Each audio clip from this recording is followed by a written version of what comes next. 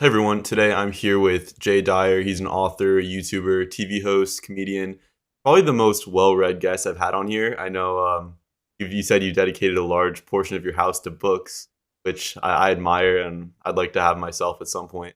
Anyway, the topic of this talk is going to be the elite and their push for veganism. We're going to explore the ethics of veganism.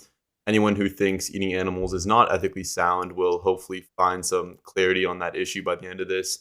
And we'll also get into why the furthering of the elite's agenda kind of hinges on the removal of animal agriculture. And hopefully, Jay, you can also clarify to people what this agenda is and maybe some examples of how we've been deceived in the past, maybe by touching on some conspiracies. So there's definitely a lot I'd like to get into. I've been binging your channel for the last day, and I really like your videos. So, first and foremost, tell me a little bit about yourself and what you do. Yeah, I mean, we do a lot of things over here. We do movie analysis. That's kind of what I started the blog with, was that, and that kind of evolved into doing other things like debates on various positions, like veganism, atheism, Islam, a bunch of other things. Then that evolved into we did a TV show for a season that was based on the first book about Hollywood, esoteric Hollywood. So that's what I started out doing, and then did a follow up book to that, a sequel, and then I started hosting AJ on the fourth hour for the last couple of years, pretty much every Friday, and I teach philosophy courses. I teach geopolitical courses. So one of the things I do is kind of lecture through the writings of the elite. We've gone through about 50 or 60 of them now in the last 5 years, and I kind of compact that and make it digestible for people. So I do a lot of weird comedy and weird music, so it's kind of all over the place. Cool. Yeah, and I discovered your channel pretty recently, so there's like 10 years of stuff to kind of go Yeah, through. So about 1,000 videos now. Yeah, there's yeah, about 1,000 videos. a lot of cool stuff.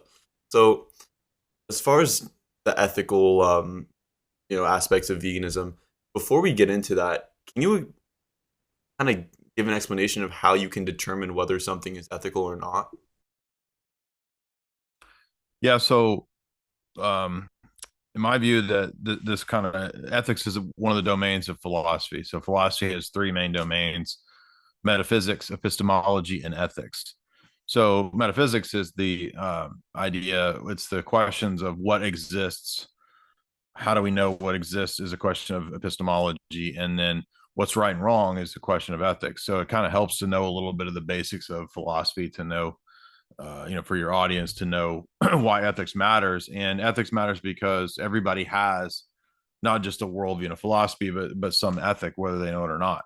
Most people's ethic is something like there is no right and wrong; it's whatever you want it to be, and that's called relativism or subjectivism. So even though they don't really think about it as a position or that they have an ethic, everybody kind of does. So what we're interested in the domain of ethics is, well, how do we know the right choices? Like, what's the right way to act? What's the right things to believe? Questions of ought. What ought we do? What ought not we do? So ethics deals with that, and a lot of vegans, for example, I would say probably most of them, not everybody, but most of them, 90-95% are atheistic. And the weird part about that is that it's been a long-standing problem in philosophy that, at least since David Hume, that you can't really derive what ought to be the case from what is the case. So you can't really get an ought from the fact that something is. It just doesn't logically follow, and it becomes arbitrary. So while on the one hand, vegans want to tell everybody about ethics, tell everybody what they should and shouldn't do, and they make it very clear that veganism is an ethical position. It's not a diet-based position, right? So the weird part, though, is that, okay, but we need to know why we ought to follow this ethic. And if you have a materialist atheist bent, then it's going to be very difficult, and I think impossible, to give a justification for any ought claims in that worldview. So that's why ethics matters, is that everybody has an ethic, but the question is who has a sensible, coherent, rational, meaningful ethic, and not one that's just arbitrary. Because in philosophy, you can't be arbitrary.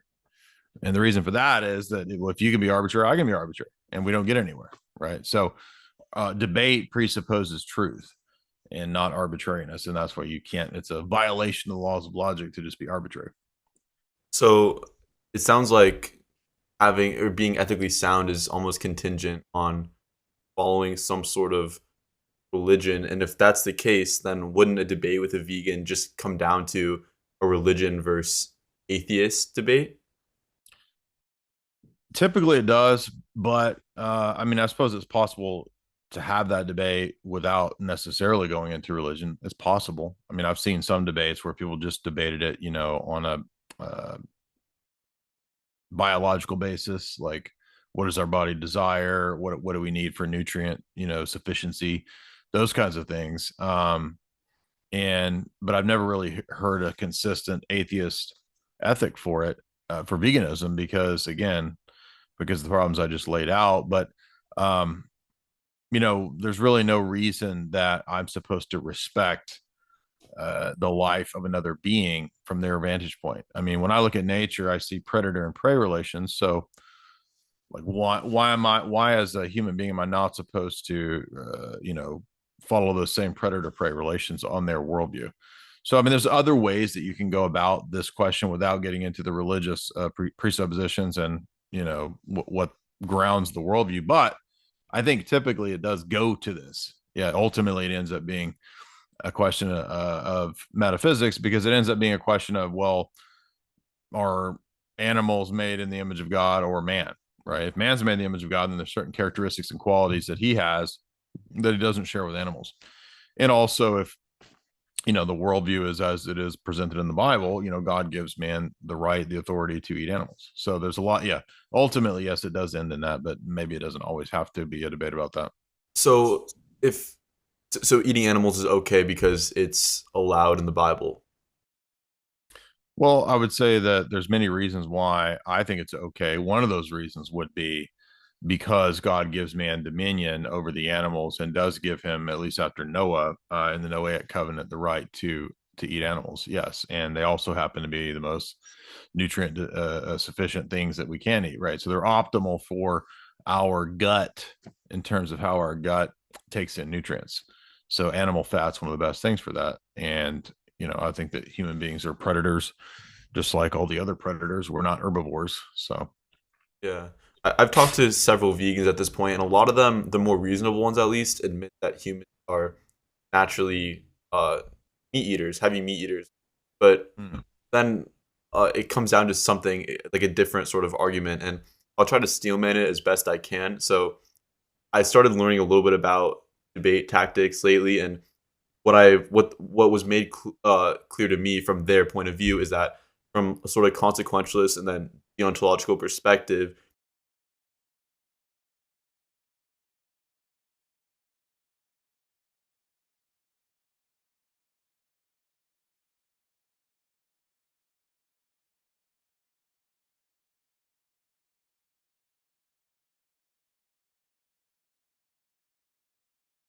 what was made clear to me from their point of view is that from a sort of consequentialist and then deontological perspective, veganism is conducive to lowering the amount of suffering. So, as you and I both know, veganism causes suffering because it's a poor diet from a nutritional standpoint, and it makes people suffer. But let's exclude that just for the sake of explanation. So, like from the consequentialist and then deontological perspectives, they think that veganism reduces suffering. So you and I eat animals, we're inflicting harm on sentient beings. How do you look at it from those two perspectives, consequentialism and then deontology? Yeah, I think these are just not consistent ethical positions, because they are um, types of ethical philosophies: consequentialism, Kant's deontological ethics, and so forth. But utilitarianism, etc. But whether they're consistent and can actually justify the claims is another issue.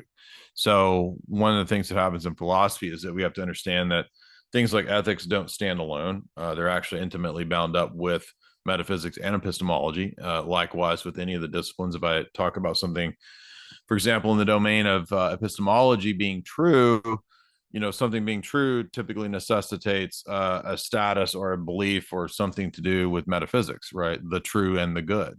So the true relates to the good, And the good relates also to ethics. So here's something that's both in the domain of metaphysics and in the domain of ethics. And so that's where we get the idea of good and bad. So all of the domains of philosophy are distinct, but they necessitate one another. So, for example, to talk about lowering the suffering of beings in the world, you're already making these metaphysical statements and claims that we need to understand how you know that, how you have a grounding for beliefs in metaphysical principles, because modern philosophy, especially modern atheistic materialistic philosophy, which pretty much dominates, the modern world, except for some exceptions. I mean, they don't do metaphysics, and yet the vegan ethicist is relying for his ethic judgments on pretty heavy metaphysical claims, beings that experience suffering. And to say that we should, that's an ought claim, right? We should reduce the suffering of beings. I need to know why. Why am I bound to this universal ethical principle that I should reduce suffering? I mean, maybe suffering has a point. Maybe suffering should be increased. I mean, I don't believe that, but I have a reason why I believe that. And it's not good enough to say things like, well, that's not what you would want. Okay, but why does there's no necessary connection between what I would or wouldn't want and what might or may not universally be the case. It's arbitrary. It's a non sequitur. So in the same way, I could critique it from a inconsistency in terms of ethical oughts and that it's arbitrary. And I can also point out that to say that there are beings and that there's value judgments by which we should lower suffering, right? Suffering is bad.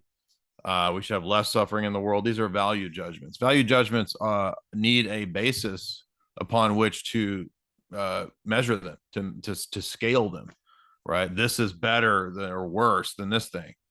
But how do we have value judgments in what for most atheists is a meaningless, nihilistic, empty, chaotic, random universe? None of those, that universe doesn't produce a world where there's true and false, good and bad, lesser and better. That's a great response. Yeah, I like that a lot. Are there any vegan arguments that you've heard that you kind of had to stop and think about for a little bit and uh, kind of worked your mind, or have they all been pretty easy to just put down? Well, I'll give them credit for one thing, which is that they do recognize that these arguments typically go in the direction of philosophy and metaphysics, and so they will recognize that if you don't have some kind of theistic worldview, then we need to understand what it is that makes a man different from an ape or a man different from a dog. So I don't think name the trait and this kind of stuff is a good argument, but they have a point in asking the kinds of questions that require a metaphysic and a Christian worldview or whatever, religious worldview or whatever, that actually makes sense of these things. So they're asking the right question, but they're the wrong answers. Is what I'm trying to say. Okay, so when they do ask that question, sorry, maybe I didn't quite understand what you said there. So when they ask the question, what is true of humans, that's not true of animals, that would justify like the killing of animals, something along those lines. Yeah. Like, what do you say?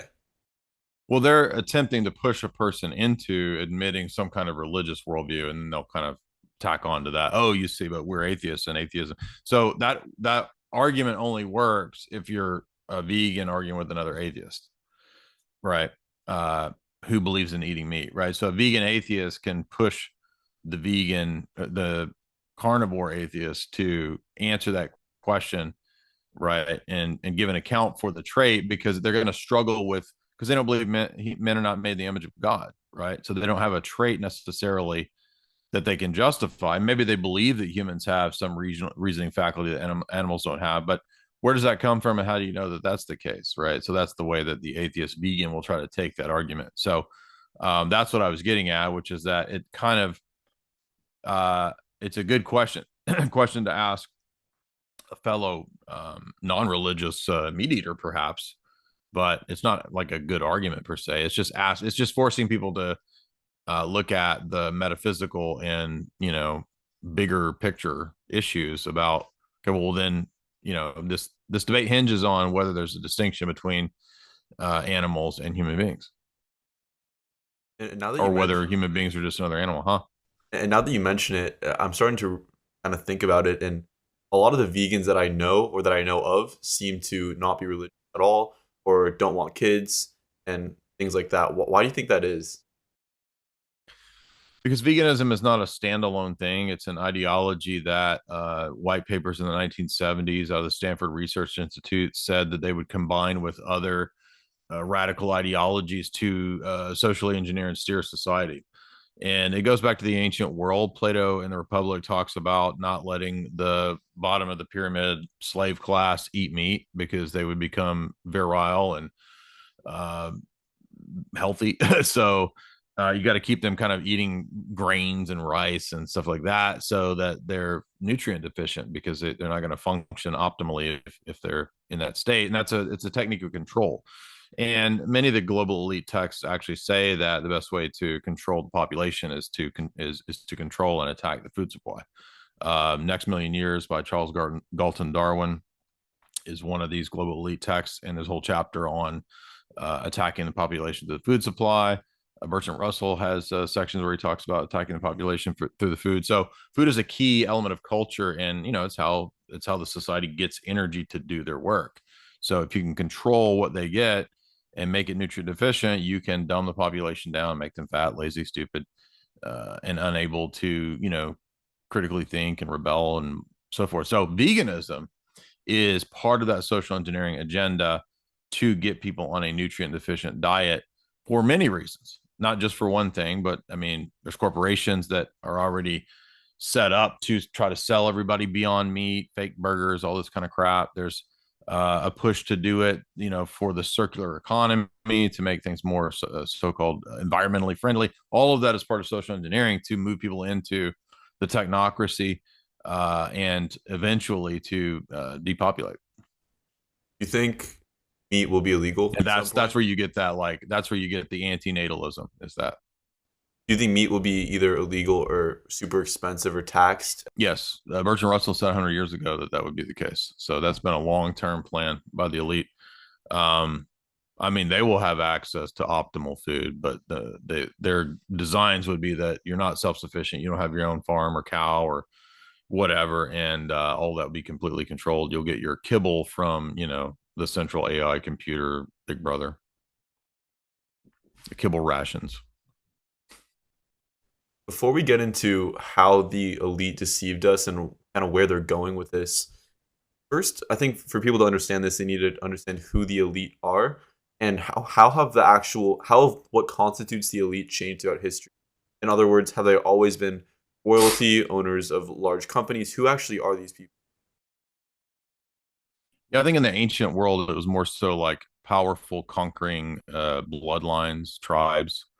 And in the modern world, it's not so much about that as it is people who were really cunning at setting up um, tax-free foundations, think tanks, banks, and corporations. So you're right about that.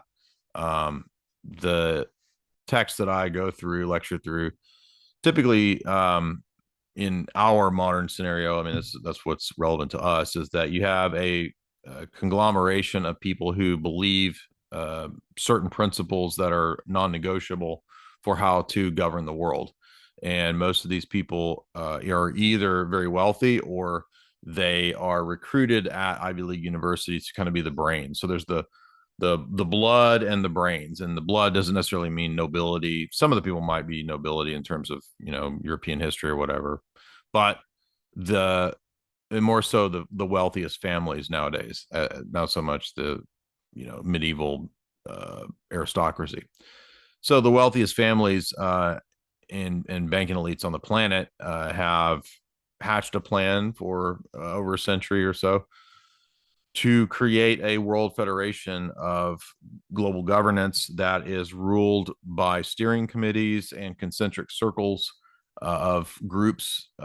This is the Royal Institute for International Affairs model, Pratt House, Chatham House, steering committees, as we said, like Bilderberg. These are all elements of this same thing. And the structure is a few thousand that are called the managerial class. Managerial class serves the inner core people who are again, the top wealthiest families basically. And they're all very open about their approach to how to do this, how to depopulate the world. It's all centered around creating a global religion, creating a global government, creating a technocratic single order, which tracks and traces everything, literally everything. It's based on transhumanism, Darwinian evolution, um, and it's not really communism. It's more of a mix of elements of socialism, elements of capitalism, elements of fascism, all kind of into one system that different layers and strata of society are subject to different rules. So if you read Brave New World, this is the society that Huxley is describing in that novel, because he and his family were part of this cadre. So they were part of erecting this and building this, and that novel is about what they want to build, just like 1984 is about the same type of thing. So in Brave New World, it's a strict tier society, and so people are bred to be basically low IQ people who are janitors, all the way up to the elite class. But the elite class are also mind controlled. They don't even really run things. They're just sort of they're called the alphas, and they're wealthy and they jet around and sleep with whoever they want, do whatever they want, but they don't really run things. Actually, the world is run by 10 what are called world socialist controllers, and so they're part of they run 10 different regions of the global government, and that's really how it works. So different rules for different strata, but it's all just a technocracy. And so older things like Freemasonry, they're not as important as they were centuries ago as sort of the spy network for the British Empire, but they did play a role in kind of getting us to where we are. And we could say that in the global structure they still kind of play a minor role, but at the inner core it's more so again the wealthiest people who are committed to technocracy and transhumanism. I, this makes sense to me, but sometimes it's hard to actually imagine how this is happening. Like, what if someone like Elon Musk just gets rich? They become one of the richest people in the world, maybe the richest. How do they get integrated into this group of elites? Sometimes it's hard to imagine it actually physically happening. Well, I mean, all of these things are recorded and public. So none of what I talk about is like a weird theory, or they're all written in mainline text by people who come from the establishment. So the establishment hasn't hidden any of this. It's all very public and very open. So, I lectured through, for example, Carol Quigley's 1,300-page Tragedy and Hope 5 or 6 years ago. And that's one of the key texts from a person who was inside the establishment. That's a defense. That's an apologetic for their view. And when you lecture through that book, you read through it, you realize that basically the 20th century was about this, and it was more or less steered. I don't think they run everything in the world, but it was the 20th century was steered in the direction of where we're going now by design. And all those entities that I mentioned are real things. You can go look up the Royal Institute for International Affairs, the Royal Society, and you can look up the Council on Foreign Relations and the Trilateral Commission, the Bilderberg Group, and Davos, World Economic Forum. They all are the same people. They all the same people that go to each of these things as in the other things. So if you read Brzezinski's books, right, he was put in charge of the Trilateral Commission by David Rockefeller. So all of this talks about how to steer the world. I mean, he calls it the Grand Chessboard. That's the name of his 1998 book, I think. But so yeah, I mean that's how it works. That's how it runs. It's all very real, and that's why we're going into what we're going into right now, the Great Reset and all that. Klaus's books say all the same stuff. So there's a continuity you can see between what H.G. Wells wrote in the 1920s and 30s and what Klaus writes in the 2020s is the exact same. So, okay, so understanding who they are, what is it that they actually want, and how has that? Because you talked about how the people have changed through history. How have their motives changed through history, if at all? Well, a lot of the techniques of governing the masses are the same in terms of trickery and deception, and things you would read in Machiavelli's The Prince, or Machiavelli has a book called Art of War, which deals with some of this as well. But what has changed, I think, in the 20th century is technocracy. So, you mentioned Elon. I think his dad or granddad was one of the founders of the technocracy party in the 1920s. And at the time, it was considered kind of weird and fringe. It was a thing founded in Canada. But over time, it became more and more accepted by the Western elite as kind of their governing modus operandi.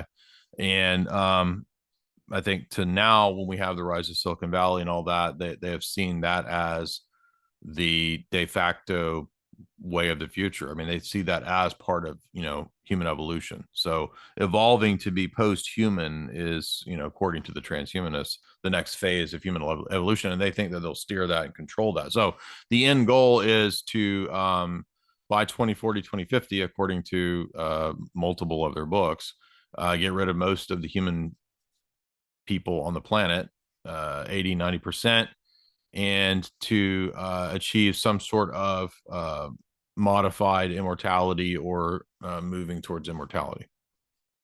And why do they want these things? Well, I think there's multiple reasons. I mean, it's a lust for power. They don't believe that there is eternal life after death.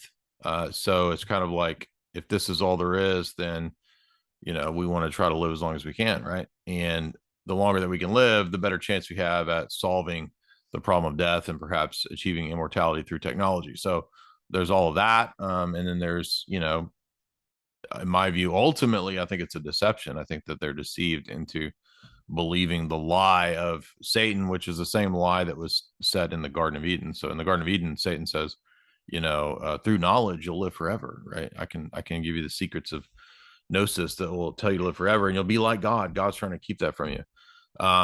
So they're deceived, but that's what they're after. Do you think these are rational people who are mentally sound, or are they like mentally ill and insane? I think that if you have an atheistic materialistic worldview and you see the world as just what it is, then a lot of things become rationalized and become seen as just necessary or just a fact. So in one sense, I guess they see themselves as pragmatic, but I guess in another sense, yeah, I think a lot of them would be objectively evil in that they have accepted positions and ideas that are objectively evil. So uh, to why they're not like raving mad, I'm not sure, but sometimes they do go raving mad. In fact, a lot of the children of the elite have, you know, a very famous, history of not doing so well. I mean, think about the elite in history, right? I mean, the children of the monarchs, they go crazy a lot. So for people who haven't really been exposed to this, or are a bit suspect about what's being said, and the idea that there is an agenda, you talk a little bit about what's been done throughout history that can sort of substantiate your skepticism about the elite's intentions. This is where we can talk about some conspiracies that may actually be reality. So just how they deceived us throughout history. I know there's a lot there.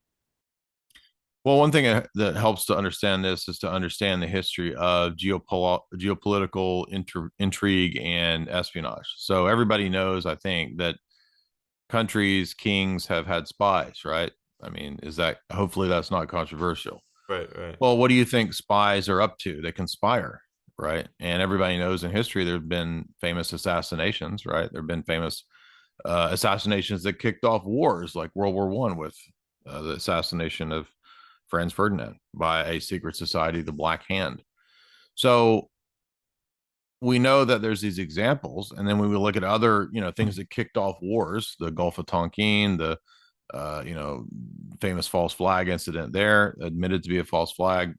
If we look at other events like the declassification of documents like the Northwoods document, which is a real thing about false flags that the government was planning to do, mass, staged terror attacks, then we can begin to see that, okay, this is part of warfare, first of all. And espionage is also part of warfare. So if we want to be, unless we want to be completely ahistorical, it's just absurd, out of hand to act like there aren't conspiracies. The next question is, okay, so now we know they're possible. Now the question is, okay, well, which things are or are not conspiracies?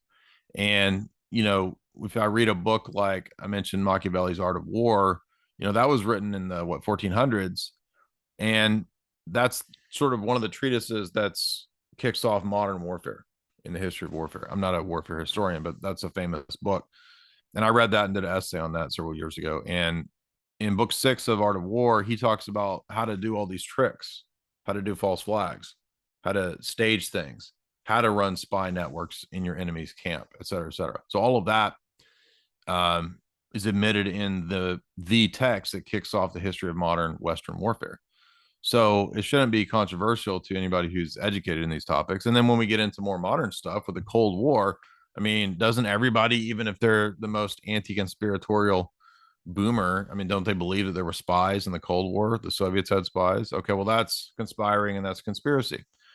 So people get convicted of conspiracy in crime, right? You can be convicted of that as a crime. So clearly it's something that exists in reality and in law. It's not a made up theory. So when we get to that point, then we can start to say, all right, other conspiracies that are real, Operation Gladio, terror networks left behind throughout Europe, connected to the P2 Lodge, famous real thing. Operation Northwoods, we're going to fly remote control planes, blow them up, stage it to be a war with Cuba and the Soviets. Famous declassified document. I mean, on and on and on. Then we find out that all kinds of things like this are very well known in the history of warfare. And that's kind of what I think opens up people's minds to understanding, well, then maybe other things that have happened are not as I've been told, right? Like the big 911 event. Maybe that has some of these elements to it that the mainstream story hides and doesn't talk about. I I remember when I first heard about Northwood, and my first instinct, I'd never been exposed to any conspiracies before. My first instinct, is this really real? Like, did they really want to? Did they really conspire to um, have us go to war with Cuba? And then I thought, well, why do they want us to go to war? And then it all starts to make sense how they extract resources. Or do you Mm-hmm. think that most wars, like at least in the recent, past several hundred years, are like almost created artificially for the sake of allowing the elites to attain more resources from us? Yeah. Yeah. I think the 20th century, if you read Quigley, who was actually a military historian. So Quigley's famous for not just being Bill Clinton's mentor and being the archivist and historian for the Council on Foreign Relations, but he's famous for being a military historian. And he explains the 20th century as the two world wars and the Cold War are the strategies and the techniques of the Anglo-American elite establishment, that power structure that I was talking about earlier. Uh, it's their strategy of how to exhaust and deplete their two main rivals, the Austro-Hungarian Empire and Russia. So the whole of the 20th century is to get rid of those rivals, and that's what the two world wars and the Cold War are about. And then that allows them to bring about what the middle chapter of Tragedy and Hope calls the technocratic managerial society, where the future will be run by AI smart cities. Everybody will be run in that way. So I don't know about all the wars going back, like probably in the 1800s. Those were, I mean, we know like Napoleon and Waterloo, that was all manipulated. So probably a lot of those European wars in the 1800s were. We know that the Freemasonic goal of the revolutions of the 1700s and 1800s was to get rid of all monarchies. So in that sense, yes, they were manipulated by powerful families and banking elites, according to Quigley as well. So yeah, I would say that at least the last couple centuries, the wars were engineered on purpose for ultimately global governance. Not every single war, right? There might have been wars in the 1800s that weren't necessarily immediately like people think, oh, we're going to have a technocracy, because technocracy doesn't really become a thing until the early 1900s, like 1910, 1920. H.G. Wells starts writing about it. And so, it takes a while for that to become the dominant ideology. But by the 1920s and 30s, it is the ideology of the elite. And it still is. And yeah, mainly it's really clear in the two world wars. And then after the Cold War, it becomes the war on terror, which is that was all the next phase of this same plan. And now it's the war on biosecurity and the war on viruses. Yeah. So yeah, so it sounds like they go to war for different reasons, and that sort of changes throughout history to achieve a new goal. Um, Correct. so for 911, going to Afghanistan, going to Iraq, what are they gaining from that? A lot. So Brzezinski says that Afghanistan is the gateway to Eurasia. So if you can control that region, you can control Eurasia, the Eurasian heartland, which is according to what's called heartland thesis of Halford Mackinder. He was a British imperial strategist who argued that the way to control the world in terms of British imperial strategy is through the heartland. If you can control the heartland, then you don't have to worry too much about Russia, and you can keep Russia in check. And so that's part of what's going on with Ukraine is a big part of that. The 1978-79 conflict in Afghanistan was about that. It was Brzezinski's plan to bait the Soviet Union into getting bogged down in Afghanistan, which is exactly what the elite were doing in the two world wars, to bait these people into these wars to get them depleted and bogged down. Um, that that's one element in terms of the geostrategic side of it. Then there's the element of the control of resources. A lot of the Ukraine, a lot of Afghanistan, a lot of Iraq, a lot of that has to do with oil and pipelines. And everybody knows about this now from the Nord Stream pipeline and that being bombed. I mean, a lot of this has to do with that, right? And that's why Turkey plays into this, because they have to sometimes it has to go through Turkey. And anyway, but so pipeline stuff is a big part of this. That's that resource control that you were talking about. There's a lot of natural resources in these regions in terms of Ukraine, for example. Afghanistan, it's obviously a big one there, opium. So to control the drug trade is a massive overlooked uh, element of the global economy. And it's multi-billions of dollars. And also the drug trade helps to fund black ops because you need non-traceable liquid money to fund black operations. And so drugs are a big part of that. Um, yeah, so that's why they care about Afghanistan and Iraq, and it also has to do with dividing up the Middle East into what they call micronations, microstates. That was a plan called the Oded Yanan plan from a long time ago. Yeah, it seems like the U.S. just always is at war. I mean, Ukraine was so soon after, and it was very suspicious to me even before I started learning about this stuff that they had engaged in another war so fast. Um, so, so you also think that there's a divide and conquer aspect to all this stuff because it seems to me like they're really doing a good job at pitting us up against one another and making lots of sort of binary systems where it's just one person against another. Yeah, so divide and conquer is fundamental to this. This is what Julius Caesar talked about a long time ago, that he could keep the tribes in order by keeping them fighting amongst each other. And so, yeah, that's a 100% necessary game plan. I mean, we've seen this, and even it came out in the WikiLeaks where they were saying ramp up the social division, ramp up the identity politics to get people to fight more. So that's a big part of it. Yeah. And then there's another, like a bigger strategy that Brzezinski called Arc of Crisis, which was to have controlled managed chaos throughout all the former Soviet bloc countries until they completely basically dropped all of their Soviet stuff. So that was a strategy he used, and it included terror and chaos. So absolutely, yeah, that's a big part of it. Managed chaos is a huge part. So how is this reflective, would you say, in our education system? I'm currently at a point where I was at UCLA, and after sort of seeing what the education was like, I'm I'm very much deterred by it, and after learning a lot of this stuff, I feel like I kind of want to learn on my own. So what are your thoughts on the education system and how they infiltrated it? Um, the education system was it began to be controlled probably on a national level with the rise of public education. So Horace Mann and John Dewey were Unitarian Universalists, and they together with a woman named Peabody, who's the woman that invented kindergarten, they felt that education would be the means by which you could socialize the public, and they were themselves either socialists or theosophists or into these kind of weird proto or quasi communist type worldviews. So, public education for them, and that includes the state university as well, was not to give people the skills to teach themselves to critically think, read, write, arithmetic, whatever. It was to socialize. That is to make people fit to go into society, to be a cog in the machine. Quite literally, they even wrote about that in their writings if you read them. I think And so Rockefeller. Rockefeller said like, I want a world of workers, not thinkers, or something.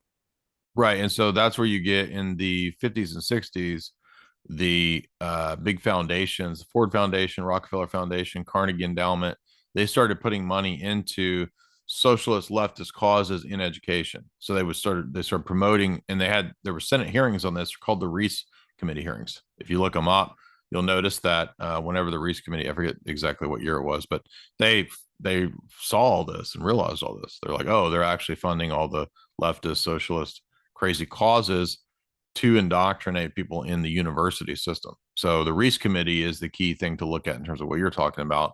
And even people from the Department of Education, like Charlotte Iserbyt, she came out and wrote a whole book called The Deliberate Dumbing Down. So um, university education is way overpriced, kind of rip off, it's kind of a scam. It's not totally useless because if you're doing, STEM classes and you want to be an engineer, it's probably useful. But if you want to do the arts, no.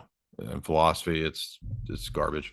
How do you sort of prepare for the future from a financial point of view? Are you into Bitcoin? Yeah. Why?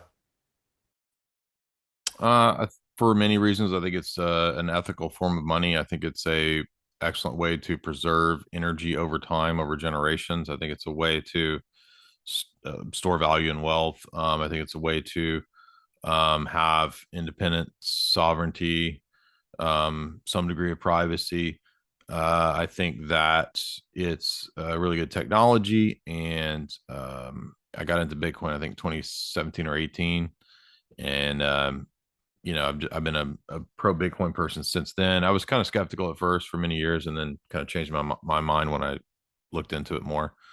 So yeah, I think those are the Bitcoin is the best invention in terms of economy and monetary policy ever.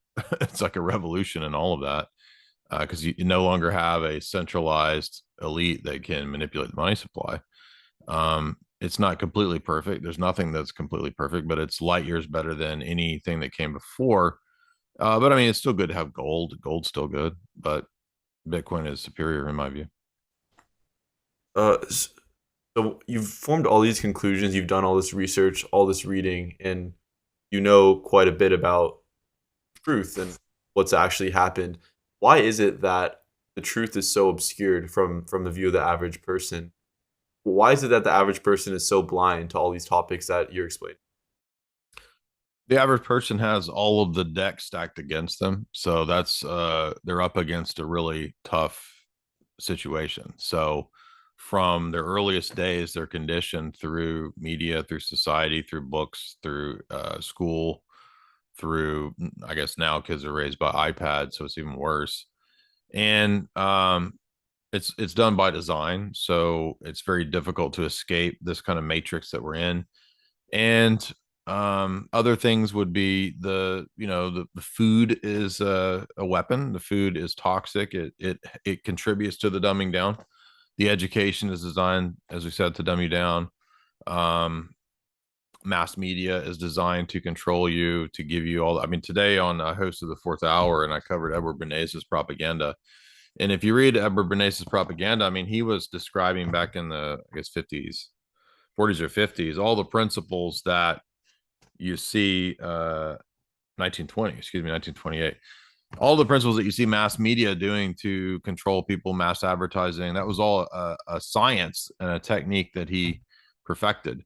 So that was in the 30s they perfected this technique, and here we are, almost 100 years from that. So the scientific sophistication has only gotten more and more insanely precise. So that's why people have such a hard time, is that they don't, it's very difficult to go against an entire system stacked against them. Yeah. When did you start realizing that things weren't how they said they were? Remember when I was in high school, we had I was a pretty rebellious, wild high school dude, and I remember one time that we were out causing a ruckus at a drama tournament. I was on the drama team, and we got in trouble for doing minor sort of silly stuff like drawing something on a wall, and throwing somebody's textbook away, right? I mean, it was like minor hooligan stuff, and Yeah. the we got caught, and the principal of the school where we were that caught us lied and made up this crazy story that we had trashed a whole bunch of the school's audio video equipment, TVs, VCRs, all this stuff. And they wanted us to like, and it was like my first encounter with an authority figure, just like concocting an entire lie. Yeah. And he claimed that he had us on camera. And of course, we knew we didn't do that, so we called his bluff, and we were like, okay, produce the film footage of us doing that. And of course, nothing ever happened, and we never got in trouble because he was lying. But it was like my first encounter with, you know, an authority figure in the system just completely making up this crazy lie. Even though, yeah, we did something bad, but it wasn't what he said. So that made me start thinking that, well, maybe this goes on at other levels, and then I think over time, you hear a lot of stories of corruption. And to me, it just always seemed logical that if local politicians and local judges, right, I would hear crazy stories about local judges all the time, like all the crazy shit that they would do. Yeah. So, like, what does it? So you think that doesn't happen, in Washington D.C.? I mean, you think it doesn't happen on a bigger scale? So, even since high school, I guess I sort of thought that something's fishy about the system, how it's run. And I would say I really started getting into this about age 18 or 19. I read a book about my first conspiracy book. Thanks to my mom, I was always raised with books everywhere. She was an editor and a librarian. So I grew up with loving books. And that was a big thing that contributed to all this because I read about the history of the United Nations when I was 18. I read about the history of communism, Marxism, socialism, and that initiated me into conspiracy thinking or these big geopolitical plans. And then I read stuff about 9/11. I read stuff about JFK, all that kind of stuff back in 2000, 2001, 2, 3. I was starting to get into this kind of stuff. I remember reading a bunch of books about the Templars back in 2003 and the Masons and that, so you go from like one thing to the next and you get deeper and deeper into it. So um, saw some, documentaries back when Alex put out Bohemian Grove. I watched that right when he put it out back in 2002, 1, 2, 3, somewhere in there. Whenever he put that out, I remember watching Loose Change from Burma. Like, all of those kind of old school documentaries, like really kind of got me thinking. Yeah. I remember we read 1984 2 years ago, or when I was in maybe 3 years ago, when I was in 10th grade. And I remember thinking, as everyone was reading the book, thinking, expressing gratitude for not being in a situation that paralleled that one. I was just thinking to myself, this seems very, very familiar. And that was literally, we finished the book right before we had to go home for for the virus and stuff for the next year. We finished the book right before then. And Hmm. just looking back, I think it's so interesting that they have us read that book. Almost like it's like they're playing a joke on us, like by having us read that book. Because I think it's required for high school students. Maybe it Yeah, I is. had to read it in high school. Yeah. Yeah, it's just so funny. I think looking back, considering what I've understood in the time since. Yeah, I'm not sure. I mean, I imagine eventually they'll get rid of that. I've wondered myself why they have people read that. I go back and forth on what I think about 1984, because it kind of leaves you feeling hopeless. But um, yeah, I think that another element to what woke me up to a lot of this stuff was I was always really into movies. I'm from a small town, so all my buddies were like art. They were into the arts. Everybody was either played guitar or was into film, and um, so a lot of movies, actually have a lot of these conspiracy themes. And I remember watching Mel Gibson's Conspiracy Theory when it came out in the theater in 1997, and I remember thinking, "Wow, this is like." Conspiracy theory is interesting, and that was the first time I ever heard of MK Ultra. Was because the Mel Gibson character in the movie has been subject to MK Ultra, so that kind of put ideas in my head. And I remember I really liked the Godfather and mobster movies when I was in high school, and I remember thinking, man, the Godfather, especially part two, is like showing how the mafia works with the government, and it's like there's all these layers of kind of working together. And I think a lot of the films, and that's why when I wrote my first book, it was about movies and conspiracies. Why? why do they put conspiracies in movies? Like, how does that make any sense? Well, I mean, there's a lot of different things going on. So some people think that it's just a good story. So Okay. yeah, that's one layer to it. But I mean, in like Bernays talks about in propaganda, I mean, he says that Hollywood is the most powerful engine of propaganda the world's ever seen. So the usage of conspiracy culture, conspiracy themes in fiction can be, you can do, you got multiple reasons for doing that. One reason might be to have the propaganda say that the enemy that you want to target is the one that's plotting when it's not actually the enemy, it's actually you. So, like, there's a great book on the history of spy fiction. And in this book, it talks about how spy fiction is part of propaganda. So, James Bond and all this kind of stuff. I mean, he's just a Yeah, propaganda figure. He's there to promote the Western ideas against Sovietism in the Cold War. that's so So interesting. the Bond stories contain a lot of conspiracies and espionage, but it's a form of projection where they put the bad guys are the ones that, oh, it's Doctor No, who's this amorphous Asian dude, right? He's the bad guy. Oh, it's Hugo Drax, this guy over here, right? When really what I'm getting at is that the people that run James Bond, the Anglo American establishment, those elites, those are the ones that are really doing all this. That's the real specter. What are some additional examples of conspiracies being shown in big Hollywood movies? I mean, there's a ton. Like my first book, I covered most of Kubrick movies are in some ways, conspiracy oriented. I mean, Doctor Strangelove is a classic critique of the Cold War as a conspiracy, and as kind of a just making everybody super afraid for the destruction of the world. This is a sort of apocalyptic, imminent end of the world fear.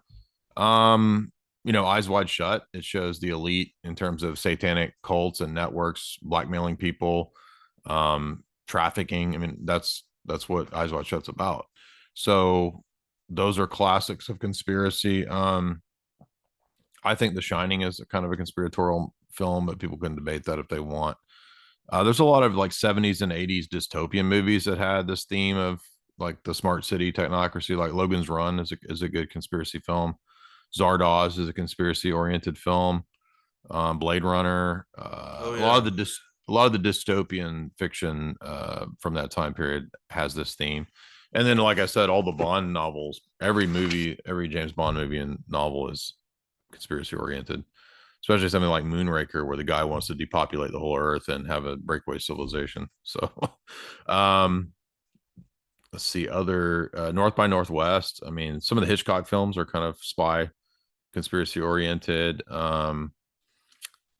Yeah, so those are some examples that I could think of.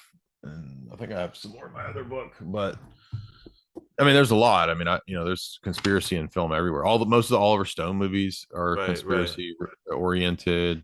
Um, there's a lot of obscure ones too. Like we just covered on my channel, Zoolander. Zoolander is about supermodels being mind controlled to kill people.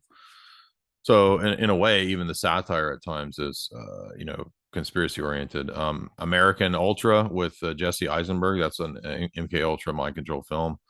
Clockwork Oranges, They Live. That's a totally conspiratorial movie. Um, what else is conspiracy? V for Vendetta is a conspiracy themed film. Matrix, Ninth Gate, which is very similar to Eyes Wide Shut, the Roman Polanski movie with Johnny Depp. What else is Stranger Things? It's conspiracy oriented. Um, the If you watch the old '90s Avengers movie with Uma Thurman and Ray Fine, that's a conspiracy movie about weather control, mind control. Batman Forever with Jim Carrey. That's about mind control through television signals. I mean, I can keep going, but I mean, there's Running Yeah. Man. That's a dystopian movie. Terminator has conspiracy themes. Ex Machina, Westworld. There's tons of conspiracy movies. Yeah. It's pretty crazy. So when I started to figure a lot of this stuff out, my instant response was kind of a sad feeling. Like I kind of dipped into a place of nihilistic thoughts for a period of time. And I should note that I've never been very religious. Like my family's not very religious. I kind of just as soon as I realized a lot of the stuff that was going on and that um, the government, like just what I'd been told was wrong, I was very sad for a little while. So for someone like me, what would you like? How would you respond to that? Because you obviously know about all this stuff. Like, what would you say? It's kind of like a grieving process. Everybody goes through the stages of grief. And yeah, I mean, I remember having a pretty dark period when I first learned a lot of this stuff. It can be depressing and dark.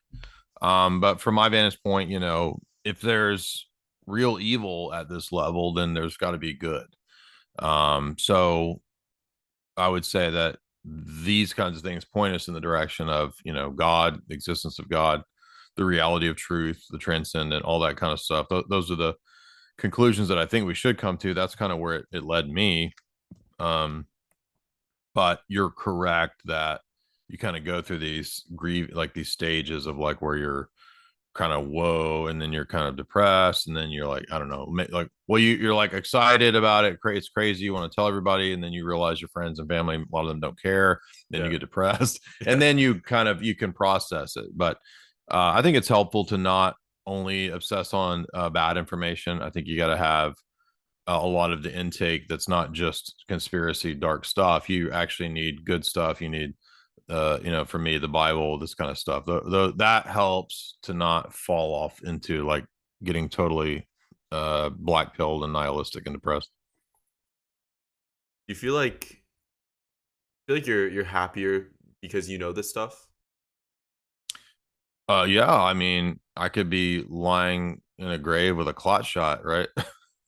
True. Yeah, that's true. so, so I mean, if I hadn't read, like Jonas Salk's books about how he would use stabbies as a way to experiment on everybody, I might not have been skeptical of stabbies. So no, I'm a person who would rather know than not know for sure. Yeah. Do you think it takes a certain type of person? Because what I've found is I bring this up to a lot of people, like my parents, my family, my friends, people I think would be receptive to it. Because I want them to understand. I want them Yeah. to not be brainwashed. I mean, that's pretty Right. obvious.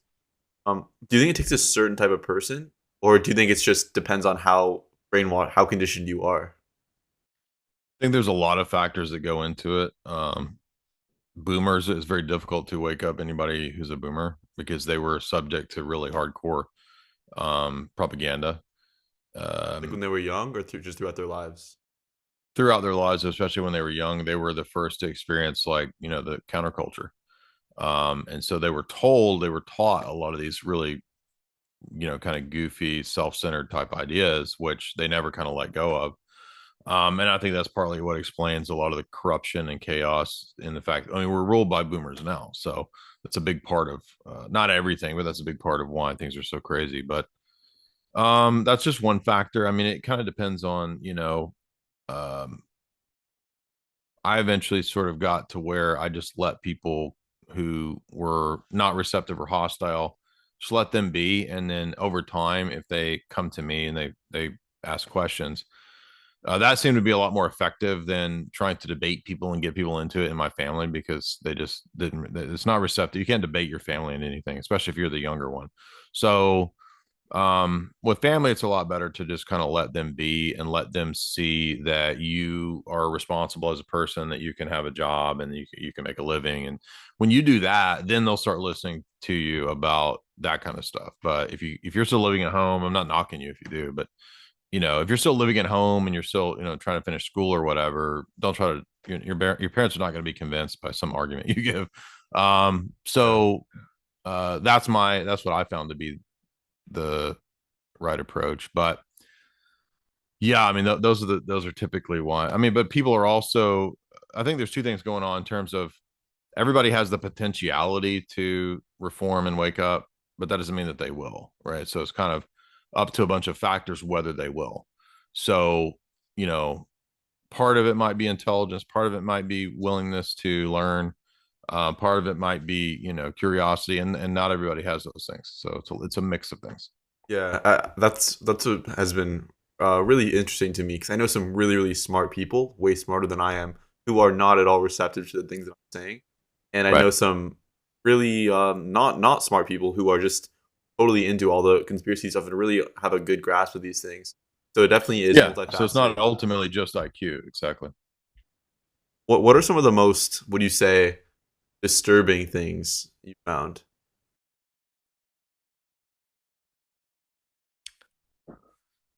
Well, I think all the stuff that, in terms of depopulation, is the most disturbing. I think the stuff regarding experimenting on humans is disturbing, and all the different facets of that. I think the last few years was a big experiment. A lot of the human trafficking stuff is pretty disturbing. I mean, those are the most disturbing things. Um, how have you avoided getting shadow banned on YouTube and on your platform? I suspect that I am in some degree throttled because I noticed that a lot of times, for many years, I would get every time my regular viewership on videos started to grow, there would be a point where it would just sort of suddenly drop to a stagnant, like lesser number for a long time. And so it took forever. Like I've been getting like on average 10 to 15,000 for a long time. And then I noticed that after a while, I started getting 15 to 20. And then as it started getting regular, and then it dropped back down to 10. So I think that there's throttlers and governors in place. I mean, I can't prove that because I don't work at YouTube, but if we look at the Twitter files and what Elon put out, like they were doing that with Twitter. So I feel sure that the exact same governors and throttlers and shadow banning types of things are going on in all the others. So I think that I am to a degree shadow banned. But one thing that we decided to do on YouTube was to anything that we thought was particularly too edgy for YouTube, I would put it on Rockfin, or to my members in my member section of my website. And then I kind of kept YouTube as like a more public, softer, lighter kind of approach to things. And so you can, seems like you can pretty much talk about philosophy, religion, movies on YouTube. But when you start getting into the hardcore geopolitical stuff, transhumanism, that you won't get any promotion of those videos, so, or hardly any. So that was my approach. I don't know, last few years was to just put the more edgy content on better platforms like Rockfin. And Okay. then we talk in code. So, and pretty much everybody does this now, right? So you don't say satanic ritual abuse, you say SRA, or you say something like that. Got it. Uh, how do you retain information? Because you read a lot of books. How do you keep it in your mind? One thing that helps me is to use sticky notes and then to write on the sticky notes. So I kind of like summarize whatever's relevant on that page and put it on the sticky note. So that I found that better for me because I'm more of a visual person. So that helps me like in a tactile way be involved in underlining and summarizing. So that's what has helped me the most.